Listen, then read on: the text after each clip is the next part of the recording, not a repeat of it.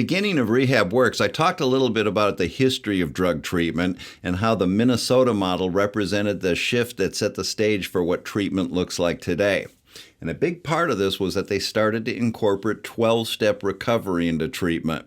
And the 12-step program came about as a result of Alcoholics Anonymous, which was founded in 1935. And AA took off as far as being one of the first really effective approaches for overcoming addiction. And so they started using it in rehab. And today when they want to show a rehab scene in a movie or a TV show, it's usually a group of people sitting around in a circle. Somebody stands up and says, "I'm Jim, I'm an alcoholic." And everybody says, "Hi, Jim." That's basically a reference to the 12-step format. But treatment's obviously evolved over the years, and one of the things that we're always looking at is the need to provide more options to meet the individual needs of clients. So that would include what's offered in the way of peer-based support programs. So even though the 12-step model is still probably the most widely used method of social support, there are a lot of alternatives now for clients. So for example, one of the more common objections you'll hear from clients about 12-step recovery is that they don't like the spiritual aspect of it. In that case, there's peer-based programs that are non-spiritual, like Smart Recovery or Life Ring Secular Recovery. On the other hand, some clients might want a more religious emphasis for their recovery support, so they might try Celebrate Recovery or Refuge Recovery, which is a Buddhist-based approach. The point I want to stress here is that it's not about 12-step recovery being the be-all, end-all. What's important is that clients understand the principles of peer-based support and why that's such an important part of a recovery plan.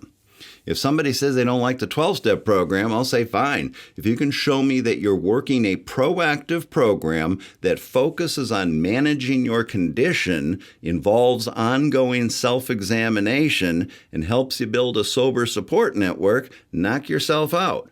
But that's where you want to be careful and make sure that that's actually happening. If they're going to choose an alternative to 12-step recovery, one of the first things you want to check on is how much social engagement is there going to be. Are there enough meetings for them to go to so that they're actually getting out of the house and developing relationships with other people in recovery? You don't want to overlook the value of being around other people that are doing what you're supposed to be doing. One of the things about 12-step recovery is that it's really widely available. In most areas, you can find a meeting just about any day of the week at just about any time of the day. Where I live in the Dallas area, between AA and NA, there's literally hundreds of meetings a week. On the other hand, there's 13 Smart Recovery meetings a week, and most of these are just weekly meetings that are held at different locations. Again, there's something to be said for having a home group that you can spend a lot of time at and start to make some friends. That's how that social part really develops. So there's a fine line between giving clients options to make sure that they're getting their needs met and letting them use this as an excuse to just avoid the work. In my experience, a lot of the time you'll find that resistance to 12-step recovery isn't so much a principled objection to some specific part of the program, rather they just don't want to do anything. And when you hear people say, AA doesn't work for me, the reality is most of the people who say that have never come close to using the program the way it's intended to be used. So they really have no idea whether it works or not.